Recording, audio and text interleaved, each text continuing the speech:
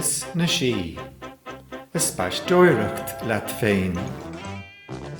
Bhí cailín beag ann aon uair a bháin, agus ó ba rud é go raibh ceachtainna fálamthe i cé go trá thuail, cheap sí ina hagana féin, gur dheas go léir an rud dul is spaisteoireacht lé féin. Agus duine sí dá máthair é, agus airsa an bmháthair lé.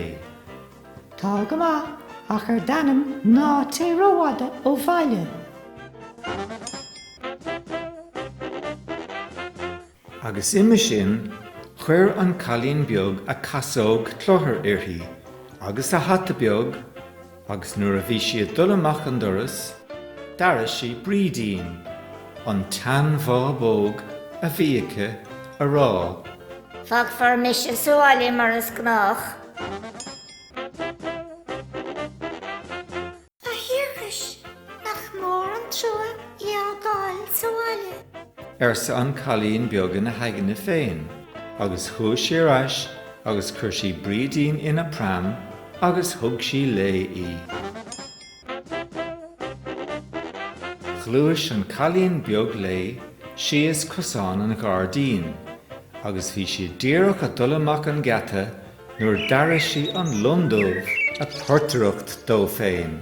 Éist le fart a cailín a cuin, nach lig famis a leat a bhuiin. Seanis, nach maith an smaoine bheith sin. Airsa an cailín beag ina hagana féin, Téana mart londibh a bhic. ar siise. Agus lí an lundómh ar an bram, agus de chan sé a fort beag a ríis is a ríis. Chluais an trúr leo, agus níor fhada gur tháinig go dtí teach fear meora. Bhí muc beag chomh an siúd, agus a cainceann sáit amach tríd an gceata aici. Ar siise leo, agus ar san cailín beag lé, Táim a dul is spaisteoireacht lam féin. Agad lig an domsa teach leis. ar sa an bhuc beag gobh. Mar is féidir an bheith dása I gnúsachtoch agus a chur misnigart ar fáin a slíhuiit. Téana mart. Ar sa an cailín beag. Imime sin, dáisc an bhuc beag gobh I féin amach faoin gceata agus risí in éineacht lé. Thus an lundómh de bheith ag sinnam a fuirt, agus an bhuc beag gobh a gnúsachtoch, agus dimigh an cethar go maireach, go dtí gur tháinig go dtí lucháin mar a míoch géana. Bhí cé riamhachán na snámh, agus a caithfh aimseire de féin ina héanaar. Dairigh an cailín beag I a rá, Má fór an leat an ché riomhach a chrí, tuair leat I siúd ag siú na slí. Ú, tarlín má se go heile. ar sa an cailín beag. Tá a dul is siúil lam féin.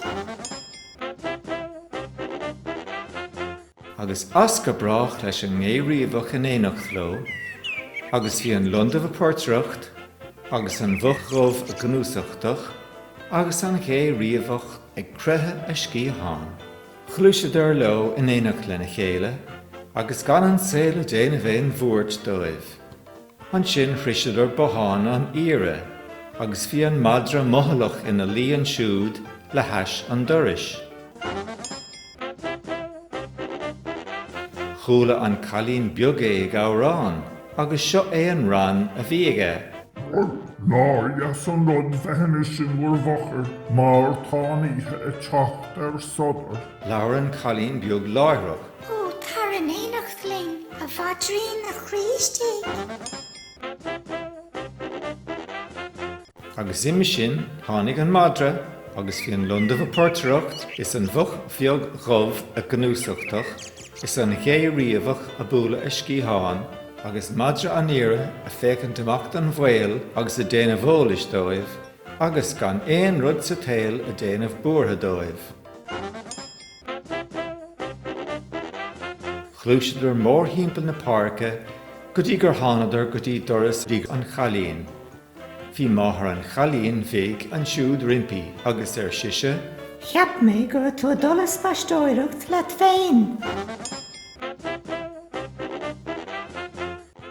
Déach an chalíonn beag mór hímpel irthaí, agus úna irthaí, agus nuair a chuoinnig sí irthaí féin ar feadh tamil, dúirt sí, Bhís leis, agus tanna bhí go mór, fés spaisteoireacht le cóide.